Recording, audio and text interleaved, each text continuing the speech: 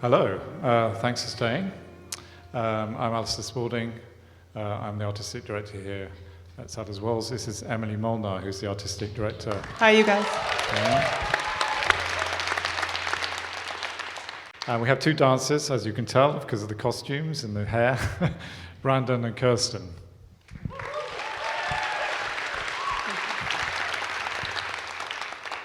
Now, this is not like normal post-show talks here, because we are being broadcast live to the world and Facebook. So I'm just going to say exactly what's happening. So as well as this live experience, we're also broadcasting this through Facebook because the company are going on to a tour around the country after this. And so we've linked up with all the websites of the venues, which are the Theatre Royal Newcastle, Birmingham Hippodrome, the Lowry Salford, and the Alhambra in Bradford. So all those people in those parts of the world and UK will be now logging onto their Facebook pages, as well as the Dance Consortium Facebook page. So we're going to have this other audience here. And they are also going to be asking questions. And they're going to be fed through to someone who I'm looking for. Where is he? Where is... Sebastian's over there. Okay, so he's going to feed through questions from the ether to this real place. Got it? But we'll ask you real people as well. And before you have a chance to ask your questions, I'll warm up with a couple of my own just to get things going. Okay? So, Emily... congratulations, first of all. I mean, it's great to have the company and you here and the dancers and this program of work. You've been obviously a dancer yourself, but you decided at a certain point to go into the world of artistic director. It's 2009 in this company. So tell me, how different is that to being a choreographer or dancer? What are the challenges of running a company? Well, I'd say that's a very large question. There's more delight than challenges being an artistic director, but I think I knew I wanted to direct when I was quite young, but it took a lot of time and a certain amount of just letting life happen or not happen. I was always dancing in companies and questioning things like, how are we coaching people, how are we directing, how are we making, more than seeing my own name on a casting sheet. So I knew something was going on there, and I actually was a rather intense dancer to work with because of that, because I was asking so many questions. But needless to say, I didn't think it was going to happen, and then Ballet BC did come up, and it's been a beautiful, beautiful group effort to kind of take the psychology of a company and turn it around and from the inside out and see what you can do. So for me, it was more a study of human potential, and dance has been always the vehicle that I find fascinating. So I feel very honored to be able to mix those two interests, which are what can people do when they rise to the occasion, when they actually think big and go far and are supported. What can you do? So one of the things I think about a lot is how do we motivate artists from emerging to an established career? What is that day in and day out? How do we actually elevate, or how do we develop our practice as artists inside company endeavors? Because I felt that needed some questioning. So maybe we can hear from, have you been with the company since Emily took over, or? No, not that long. I've been with the company for 4 seasons now, so. Yeah. Sorry. And so, can you recognize what Emily's talking about there in terms of empowerment and her leadership? Yeah. Actually, one of the things that first drew me to Ballet BC, aside from the work, was a female voice as a director, and that was really inspiring to me. The way that Emily directs and kind of gathers the group together is something that I think challenges us all individually, but also as a group. It creates a lot of investigation into what we do, and I really appreciate her vision as a director, and it's something that I noticed right away about the company was the leadership, and that was something that was very attractive to me about the company. So you were drawn to it. And Brendan, how long have you been with the company? This is my third season with Ballet BC. And yeah, ever since the beginning, it's been just so much passion and like openness to all of our different like aspects of our artistry. So it's not just about like going and doing a step, however way, like it's about how we do it, how we go into it, how we think about it, how we, when we're outside of the studio, how do we think about it then as well? Yeah, just all kinds of different aspects of movement and art in general. Yeah, it's very, very deep at Ballet BC, I feel. So as well as developing the company, you also have to build a repertoire. And, this is a pretty good set of choices here, including your own work. You chose very well to put your own work into this program. How did you go about that? Because,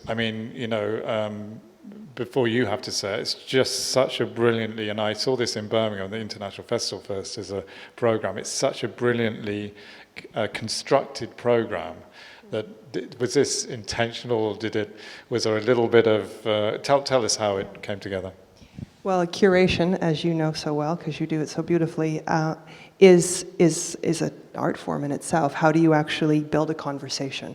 And one of the things I really wanted to do 9 years ago was in Vancouver, to begin there, was to demonstrate what was going on in contemporary dance around the world. And so that's why mixed programs actually came back to us, so that we could introduce a number of different choreographers, both emerging straight through to established, to our Vancouver and then Canadian and international audiences. So one of the things I look for in curating is diversity, is also attention to craft, attention to intention as a creator. And it can be someone very young or someone very experienced. It's the quality of conversation from the inside, and to show a huge range. The dancers in the company have to be able to we do anything from being on the floor in improvisational works to on point. And so the landscape is pretty vast. And most of the choreographers we work with are making new work, so we're creation-based as opposed to a repertory-based company. So they're in a way working in a project-based environment almost all the time. They are making one-on-one with choreographers. So Crystal and Sharon are obviously huge voices today, but I think it does display the three works. Not only are they female choreographers, but female or not, they're very diverse works. And I think they show the potential. They show what is going on in dance right now, which I think is really important. Yeah. But we just came from doing a full-length narrative work, which we rarely do. Mehdi Valersky did, who is, you probably know, a fantastic dancer with Netherlands Dance Theatre, did a gorgeous Romeo and Juliet for us, and that's not something we do all the time, but when we find the right person, we go there. I want to talk to you about that afterwards. Okay, are you ready? Are you ready out there in the ether? Okay, has anyone got any questions to ask in the room, first of all, before we go to the... Yes, go ahead.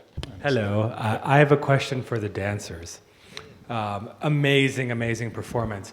I love the music, from going from very abstract, kind of intense, abrasive electronic to beautiful cello and classical to kind of the third movement, which just kind of took it to a whole nother level. I just would love to just hear in your own words kind of what it's like to kind of dance to such fundamentally different styles with such kind of intensity. Just love to just hear from your perspective how you cover that much range and depth, and kind of, anything you could share about that. Thank you. Yeah, I think that the music is a different element in each of the pieces. So in the first piece, it feels kind of like one of the elements that are at play. So there's all of us in the space, there's the space itself, there's the music. It really kind of is another component that we're playing off of. We're not always trying to match it perfectly, but we're trying to kind of create different relationship to it and different conversation with it. And then in Crystal's work, the music is almost just intertwined with the piece itself, from my perspective. It's very important to her, specificity of the musicality in her work, and it's very specific and it's very beautiful, and I think that the way that it intertwines with the piece is a different kind of experience for us. And then in the third work, it's very exciting. It's like thrilling as well. It kind of gets us. Yeah, maybe Brandon wants to speak to that one. Yeah, that was very beautifully said. What Kirsten was saying about the first two pieces. It's like for the second piece, it's so intertwined, so beautifully and so perfectly. That's the genius of Crystal Pite. And the first one, all the different ranges of things within the music and things that are inspiring certain movements, and it's very diverse and full. And then the last one, it's kind of, it just puts you in a trance in a way. It's like club music in some parts of it, just doom, doom, doom, doom. It's like kind of that heavy beat. So it kind of, I don't know, I feel like it keeps recycling energy within my body and inspiring, just in general, like the work that we do within that. There's like a bunch of different characters and like different mental play within it. So that kind of helps inspire that as well. The like simplicity almost, but like the drive. Yeah. Yeah, I mean, it actually also feels like we want to join in that. It feels like we're part of it. I think that's the intention, isn't it? We're in one room. It's great. Thank you. Anyone else? Yes. I have a question for Emily, and you sort of mentioned that part of what you wanted to do when you took over as artistic director was sort of change the culture within the company and sort of empower the dancers and make it a sort of more collaborative endeavor. And so I wondered if you could maybe talk a bit more about your own process of kind of making work and how you sort of manage, on one hand, sort of having to be the person who makes decisions, creative decisions, but also kind of working with dancers in a collaborative way to sort of make the piece. That's a great question. It's because the work of the company is not just my own. I feel a lot of my interest is in holding that space for the dancers, but also the choreographers. So there's a lot of kind of management of that as well, which I enjoy. When I have to then wear the hat of the creator, I usually put that at the very bottom, and I have to file back a bunch of budgets in my head and all these other things, and then come into the room somehow and be creative. And so I was talking to a group earlier tonight that is probably one of the greatest challenges of the role, of the job, and probably what I found has taught me so much in dance is what it enables us to actually dare to do, is that you can be flexible enough and adaptable enough that you can find those compartments, but it's really important that we don't give up. I think you can lead in a creative way and you can still not lose yourself. Often in the European system, an artistic director is allowed to not have to do a lot of the other administrative things. And in North America, we wear a lot of that. And I don't think it's a bad thing. It's another challenge to make that separation, to create and to also be an administrative kind of leader inside of that. And fundraiser. So I think I'm constantly, and I think that's why I enjoy this so much, is it pushes me to kind of challenge who I want to be as a person first. So how to be present and how to not, when I first got the job, I had another artistic director in Canada tell me that it was just about bums and seats. And I really thought I'm not going to do this job very well. And first of all, the audience, you are more smart than I will ever be in watching dance, and I want to learn from you. So I think I'm constantly, every day and in every way, it's a learning curve that's phenomenal. So I love that challenge. It helps me be more creative, I guess. And you certainly, you've got bums on seats. We're totally sold out for this season. So you're doing something right. And you're making great work, which is have we got anyone on? You have, okay. So Sebastian's going to speak on behalf of the person that's out there in Facebook or MySpace, whatever it's called. I keep updating my MySpace page, but no one ever gets in touch. Yeah. So this is a question from Asley on Twitter. She's asked, Emily, how do you choose your dancers?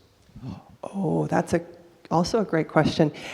Well, they're extraordinary, and it's more of a gift for me to work with them than I think the other way around. It is a very intensive auditioning process now after 9 years, and we're about to do one coming up in London. Watching class, so we train every morning. We don't just warm up, we take ballet class.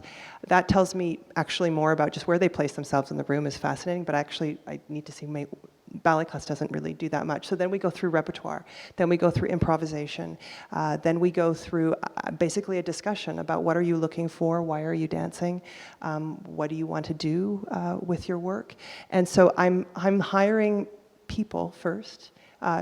I'm looking for people that are curious, that want to work in a collaborative environment, that have classical training, but an enormous amount of contemporary training. And so the window gets smaller and smaller, but most of all, it's the curiosity to want to actually really make, and then those that have the ability to do that. So it's an extraordinary team, and they work very, very closely together. I've not seen a group work so hard, and it's really a privilege. And how did you come? Did you do audition? Did you? Yeah. Oh yes, we all auditioned. Yeah, I think Emily said it, what she's looking for is a curiosity. This is not a workplace where we clock in and clock out in any way. It's a workplace where our workplace is everywhere. Like we're kind of leaving the studio and wondering about things and going home to research maybe or see films or see other art in order to come back into the room with what we do and ask more questions or find different things inside of the thing that we do every single day. So I think that in order to actually, the audition process physically, of course, is challenging, but I think that the thing that will set the individuals who work with us in this company apart is just that wanting for growth, development, a curiosity, like a never kind of arriving feeling, like we're just going for stuff and figuring it out all together as a team. One of the things we wanted to do is create an environment where any choreographer could come in and create a work as if it was their own company. And so to be able to be a group of artists that can go through working with various styles and artists, it does require a certain amount of flexibility of mind. So that's. And also, it's a relatively small company, isn't it? Basically, you did everything. There's a slightly smaller cast for Crystal's piece, but otherwise, you're on. So that's. Yeah, they're pretty. It's very intimate. Yeah, intense. Anyone else in the room? Your turn. Yes. Hi, I was really intrigued by the vocalizations in the final piece, and I was wondering if you could expand on them. Do they mean anything specific? Vocalizations. Yeah, like magic and the kind of barking at the end. I think it kind of speaks to like the imagination, like the kind of world that we're diving into. She didn't really speak about specifically what it meant, but I think, at least for me, it was kind of we all of us go into this like very deep Alice in Wonderland kind of world, and we're kind of these characters, like I was saying earlier, these like shifting personalities and things, and things just kind of explode out of the body. And I think some of that vocally was she, at least for me, she kind of like played with that, and it's also really enjoyable and fulfilling to vocalize when you're dancing sometimes, because it kind of comes from the gut, especially from movement like that, and then being able to vocalize it. Yeah, that's kind of how it feels for me. Some of the vocalizations are cues for us, so they're used as a tool to signify something else will happen within the group. So it's a little bit of this feeling of what we're doing is kind of inside of a world, and it could be happening kind of anywhere, and it would still be happening as it is.